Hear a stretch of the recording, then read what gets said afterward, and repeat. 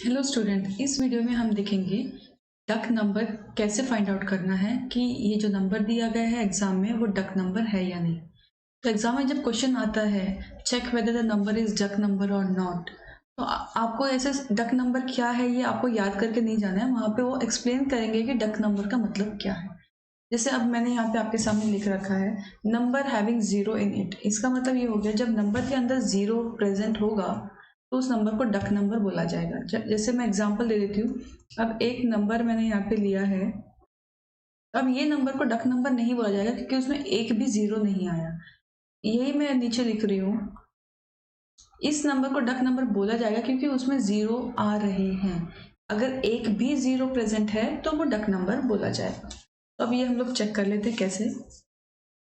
अगर आपने मेरे इसके पहले वाले वीडियो देखे हैं जिसमें नंबर के ऊपर बेस्ड जो प्रोग्राम्स मैंने बनाए हैं, अगर आपने वो देखे हैं तो आप डायरेक्टली मेरे डिस्क्रिप्शन में मैंने टाइम स्टैम्प डाला है जिसमें इसका main logic duck number find करने का है, वहां से आप वो ये वीडियो देख सकते हो। और अगर आप पहली बार ये वीडियो देख रहे हो नंबर का बेस्ड प्रोग्राम्स का, तो आप स्टार्टिंग से ये वीडियो कंटिन्यू रखो। ठीक है जी। सबसे पहले हमें इंपोर्ट करना है स्कैनर क्लास, क्योंकि हम एक नंबर इंपुट करेंगे यूजर से, इसके लिए हमें इंपुट करने के लिए स्कैनर क्लास इंक्लूड करना है। मैंने एक क्लास डिक्लेयर कर दी जिसका नाम मैंने रखा है नंबर। ओके, फिर मैंने एक मेन फंक्शन अपना लिख दिया जो void static public static void main, जो हमेशा हम लोग यूज करते हैं अपने प्रोग्राम में। क्यों यूज करते हैं मेन फंक्शन? क्योंकि प्रोग्राम एग्जीक्यूशन वहीं से होता है। जब हम प्रोग्राम को रन करते हैं तो प्रोग्राम के अंदर कंपाइलर जाके देखता है कि मेन कहाँ लिखा है, वहां से प्रोग्राम रन करना स्टार्ट करता है।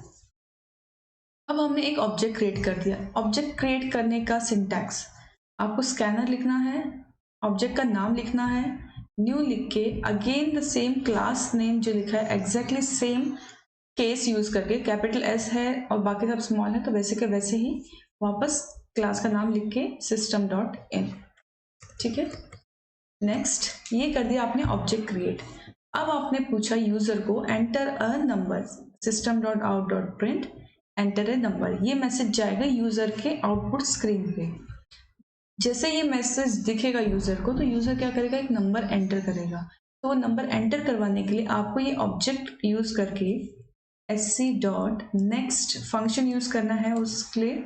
नेक्स्ट अब इंटीजर फॉर्मेट में इंटीजर टाइप ऑफ डेटा हम यूजर से ले रहे हैं, तो नेक्स्ट इंट, इसमें आई कैपिटल है ध्यान रखना, और ब्रैकेट ओपन क्लोज। ये स्टेटमेंट लिखने से क्या होगा, यूजर से हम इनपुट ले पाएंगे।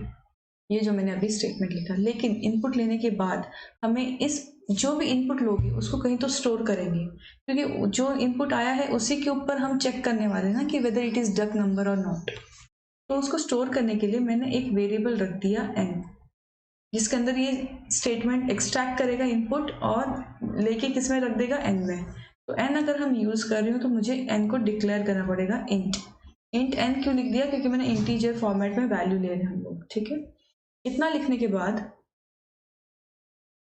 अब हम जाएंगे, मैं क्या करूंगी, जो भी इनपुट हमने लिया है n के अंदर वो मैं एक और वेरिएबल में स्टोर कर दूंगी। क्यों एक और वेरिएबल में स्टोर कर रहे हैं, क्योंकि जब हम n के ऊपर वर्क करेंगे, कभी डिवाइड करेंगे कभी मल्टीप्लाई करेंगे, कुछ ना कुछ वर्किंग करेंगे, तब हम चेक कर पाएंगे कि वो डक नंबर है या नहीं।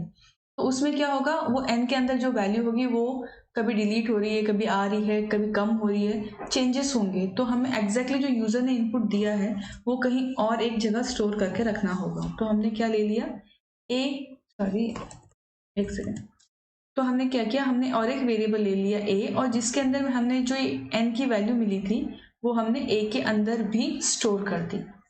तो जब a अगर हम यूज कर रहे हैं तो हमें ऊपर जाके a को भी डिक्लेयर करना पड़ेगा। ठीक है, अब बढ़ते हैं आगे। अब आता है हमारा वाइल लूप। लूप यूज करके ही हम एक एक करके डिजिट निकाल पाएंगे। ठीक है, जब तक यूजर ने जो वैल्यू दी है, n की जो वैल्यू दी है, जब तक वो 0 से ग्रेटर रहेगी तब तक ये लूप चलता रहेगा। ठीक है, और इस लूप में हम करेंगे क्या, हम जैसे कि एक नंबर ले लो, ये नंबर है, हम क्या करेंगे, एक एक डिजिट, इस नंबर का एक एक डिजिट अलग करते जाएंगे। और ये प्रोसेस करने के लिए एक एक डिजिट को अलग करने का प्रोसेस क्या होता है, mod 10। जब आप किसी भी नंबर को mod 10 करते हो तो उसका mod 10 का मतलब रिमाइंडर, ओके। किसी भी नंबर को mod 10 करते हो तो आपको मिलता है last digit of that number. जैसे 1034, अगर मैंने इसको 10 से डिवाइड किया तो मुझे जो लास्ट डिजिट मिलेगा दैट विल बी 4, मतलब ऑटोमेटिकली इसका लास्ट डिजिट हमें मिल जाता है एज अ रिमाइंडर, ठीक है। तो ऐसे करते करते हम बाकी 3, 0, 1 एक एक डिजिट को अलग अलग निकाल सकते हैं। तो उसके लिए मैंने लिख दिया यहाँ पे डिजिट इक्वल टू एक वेरिएबल ले लिया डिजिट, और उस डिजिट के अंदर मैं क्या स्टोर करूँगी, हर बार मैं n को 10 से mod 10 करते जाऊँगी, उससे मुझे एक एक डिजिट मिलता जाएगा। लेकिन अब आप सोचो कि एक एक डिजिट जब मुझे मिलेगा वो कब मिलता है, जब अगर ये नंबर 1034 है, नेक्स्ट टाइम मैं 103 को, नेक्स्ट टाइम मैं 10 को, नेक्स्ट टाइम 1 को, मतलब हर बार वो नंबर कम होते जाएगा, एक एक डिजिट कम होते जाएगा। वो एक एक डिजिट कम कब होगा, जब मैं उस n को डिवाइड बाई 10 करूंगी तब। जैसे कि मैंने यहाँ पे डिवाइड बाई 10 किया तो मुझे क्या आंसर मिला, 103। ऑब्वियसली मतलब मुझे नेक्स्ट वैल्यू मिल गई मेरी, ये देखिए नेक्स्ट वैल्यू 103। जब मैं 103 को डिवाइड करूंगी तो मुझे आंसर क्या मिलता है, क्वेश्चन मुझे 10 मिलेगा, राइट। तो हर बार n की वैल्यू 10 से डिवाइड होकर जो आएगी वो फिर से n में ही स्टोर हो जाएगी, मतलब हमें नया n का वैल्यू मिल जाएगा, ठीक है। तो ये यहाँ तक मैं यही बोल रही थी, ये मैंने ऑलरेडी सारे जो प्रोग्राम्स रखे हैं नंबर्स के उसमें ये पैटर्न सेम होता है, इसलिए मैंने इसके प्रीवियस वीडियोस में भी, जिसके लिंक मैंने डिस्क्रिप्शन में दी है नंबर प्रोग्राम्स की, उसमें यहाँ तक प्रोग्राम सेम होता है, ठीक है। अब चलते हैं आगे। अब आता है हमारे प्रोग्राम का मेन लॉजिक। ये कंसेप्ट सेम है, आगे प्रोग्राम का लॉजिक है। हमें चेक करना है कि हमारे प्रोग्राम में हमारे नंबर में कोई जीरो आया है क्या नहीं। मतलब जब हम ये डिवाइड कर रहे हैं, ये जो डिजिट आ रहा है, या क्या ये डिजिट जीरो आया है क्या नहीं, ठीक है। तो हम क्या करेंगे, इफ अगर डिजिट इक्वल टू जीरो, मतलब जीरो है क्या, अगर ये डिजिट जीरो है तो हम क्या करेंगे, एक वेरिएबल लिख देते हैं काउंट, और अगर डिजिट जीरो आता है तो ये काउंट की वैल्यू +1 होते जाएगी। अगर हम काउंट नाम का कुछ वेरिएबल यूज कर रहे हैं, जैसे मैंने डिजिट यूज किया, काउंट यूज किया, हमने ये वेरिएबल यूज तो कर लिया पर इसको डिक्लेयर किया ही नहीं, तो सबसे ऊपर यहाँ जहाँ हम डिक्लेयर कर रहे थे वेरिएबल्स, वहां पे जाके इनको भी डिक्लेयर करना है। Without declaration you can't use. तो मैंने यहाँ पे डिजिट भी यूज कर लिया और मैंने एक काउंट भी यूज कर लिया। अब एक और चीज ध्यान रखना है, काउंट में मैं क्या कर रही हूँ, काउंट +1, काउंट की वैल्यू ऑलरेडी आपको पता है क्या, कुछ नहीं पता, तो आप इसको 0 वैल्यू असाइन कर दो। अगर आप 0 वैल्यू नहीं असाइन करोगे काउंट इक्वल टू 0, तो क्या होगा, मेमोरी में जो गार्बेज वैल्यूज होती हैं, जो भी यहाँ वहाँ पड़ी वैल्यूज, वो जाके काउंट में स्टोर हो जाएगी और उसको +1 कर देगी, तो आपका काउंट प्रॉपर नहीं आएगा, ठीक है। तो ये करना है, ये सारी चीजें होंगी लूप के अंदर।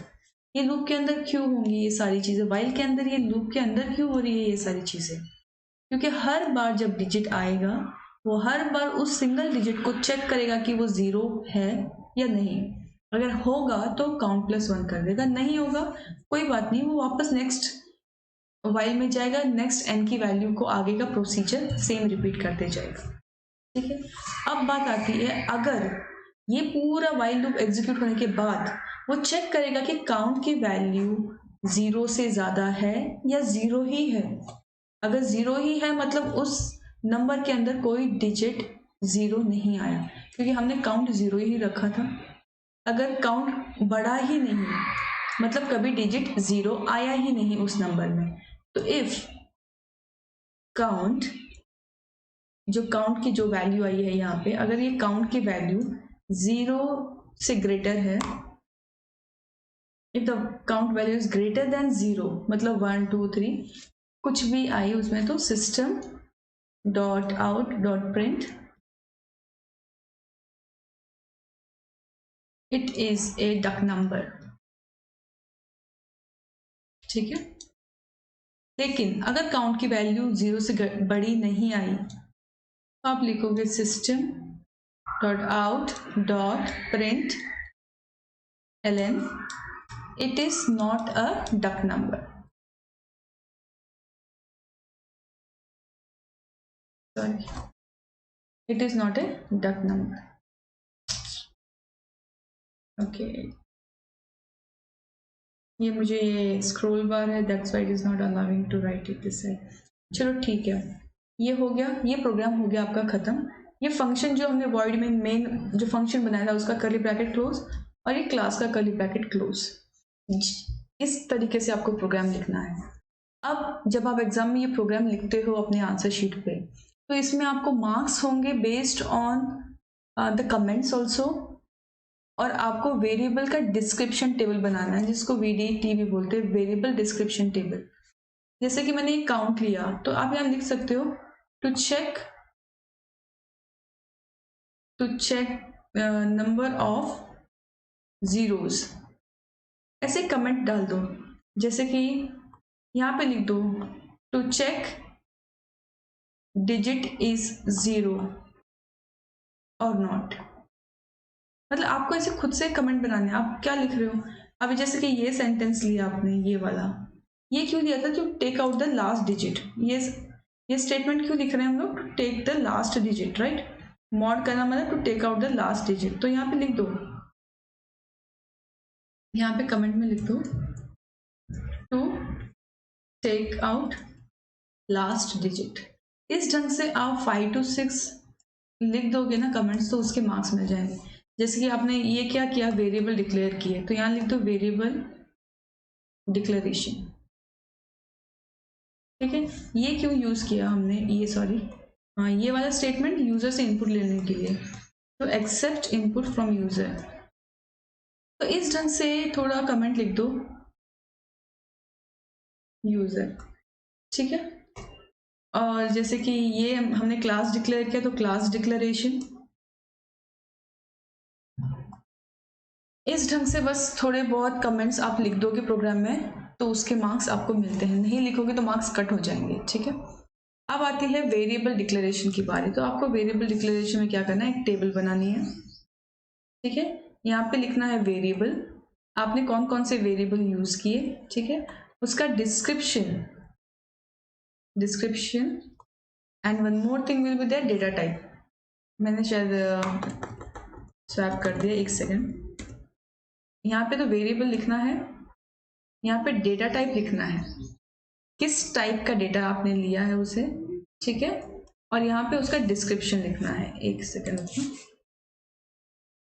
यहाँ पे आप उसको लिखोगे डिस्क्रिप्शन. थोड़ा ये कॉलम थोड़ा बड़ा बनाना, and here will be description. अब करना क्या है, जैसे कि हमने यहाँ ऊपर जाके चेक कर लो हमने क्या क्या वेरिएबल,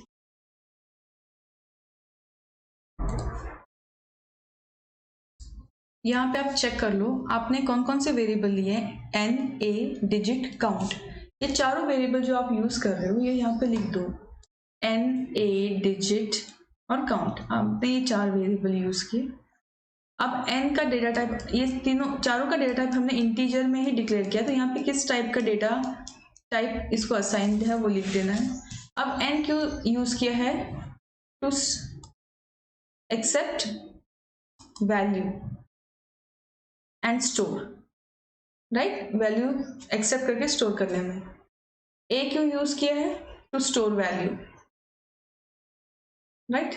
डिजिट क्यों यूज किया है, टू स्टोर लास्ट डिजिट,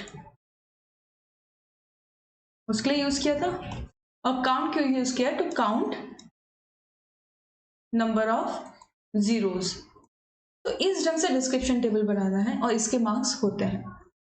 खाली आप कौन सा वेरिएबल किस चीज के लिए यूज कर रहे हो, आप ये भी लिख सकते हो. जैसे ओके, इतना काफी है, इतना आपको लिखना पड़ेगा, तभी आपको ये प्रोग्राम के फुल मार्क्स मिलेंगे. ओके, खाली प्रोग्राम लिखते ही फुल मार्क्स नहीं मिलेंगे. VDT table plus comments, everything should be proper. चलो नेक्स्ट देख लेते हैं, माइक्रो नंबर. अब माइक्रो नंबर का मतलब क्या है, यहाँ पे दिया हुआ है जिसमें एटलीस्ट एक इवन डिजिट हो. जैसे मैंने यहाँ पे लिख दिया 5, 6, 7, 9. अभी इनमें से कोई भी डिजिट इवन नहीं है, ना ही 3, ना 5, ना 7, ना 9. अब मैंने लिख दिया ये एक नंबर, लेकिन इसमें एटलीस्ट एक डिजिट तो इवन नंबर है. ठीक है, तो इस नंबर को बोला जाएगा माइक्रो नंबर. अब इसमें जैसे हमने इसके प्रीवियस प्रोग्राम में देखा, वो सेम लॉजिक यहाँ पे यूज करके यहाँ तक सेम ही है। वाइल लूप यूज करना, डिजिट को अलग करना, okay, that everything is same. Now comes the main logic. हम क्वेश्चन में क्या था, एटलीस्ट एक इवन डिजिट होना चाहिए। तो अब हम इसके अंदर चेक करेंगे कि एक डिजिट इवन कैसे चेक किया जाएगा। हमें इंडिविजुअल डिजिट को चेक करना है। मतलब इफ इसमें जो डिजिट आ रहा है, इफ डिजिट इवन है कि नहीं कैसे पता चलता है, जब कोई भी नंबर को इवन, जब हम उसको डिवाइड करते हैं 2 से और उसका रिमाइंडर अगर 0 आता है, मॉड का मतलब रिमाइंडर, अगर रिमाइंडर 0 आ रहा है मतलब वो डिजिट इवन है। तो जो डिजिट आया है उसको मॉड 2 करूंगी और उसी को चेक करूंगी कि उसका रिमाइंडर इक्वल टू 0 है या नहीं। अगर है तो मैंने एक काउंटर वेरिएबल रख दिया यहाँ पे और उसमें लिख दिया काउंटर प्लस 1, सेम जैसे हमने ऊपर किया था। और वो काउंटर को ऊपर डिक्लेयर भी करना है, काउंटर इक्वल टू 0 रख दिया स्टार्टिंग में, ठीक है। अब बस हो गया, हमने इंडिविजुअल डिजिट निकालना देख के उसको मॉड 2 करके काउंटर के अंदर स्टोर करते हैं। अगर कोई डिजिट 2 से डिविजिबल हुआ तो काउंटर बढ़ जाएगा। और लास्ट में हम चेक कर लेंगे if count is greater than 0, मतलब एटलीस्ट एक इवन नंबर आ गया उसमें। अगर इक्वल टू 0 होता, ग्रेटर देन 0 मतलब 0 से ज्यादा है, तो आप क्या प्रिंट कर दोगे, system dot out dot print ln it is a micro number. और एल्स में क्या लिख दोगे, system dot out, I am not writing the full complete one, आप समझ के लिख दो, it is not A micro number, that's all. 2 curly bracket close होंगे, फंक्शन का क्लास का, VDT टेबल बनाना है और इसके कमेंट्स लिखना है। स्टूडेंट्स, अगर आपको ये वीडियो के थ्रू आपको समझ में आ रहा है कंसेप्ट्स, तो please comment and like the video, and if you have not subscribed, please subscribe and share with your friends. Let's go to the next one, psycho number. Now psycho number means first digit and the last digit should be same. Okay, now first digit and last digit means all of you understood this concept. Still I will just give an example. Here I will check the first digit and last digit. If both are same, only then it is known as a cyclo number. Okay, cyclo number. So how to do that? Program will be basic structure same. Now main changes come here. First digit, how to take out, and how to take out the last digit. Now first thing, as we know, this is used to divide the number and take out the digit one by one. And at the end, example, now see, if this is a number, okay, so if I am dividing it by 10 and each time I get 1 remainder, next time when I divide this by 10 I will get the remainder as 2, this last one, this. So at finally when I divide 1 at the last, that means I will get the remainder 1.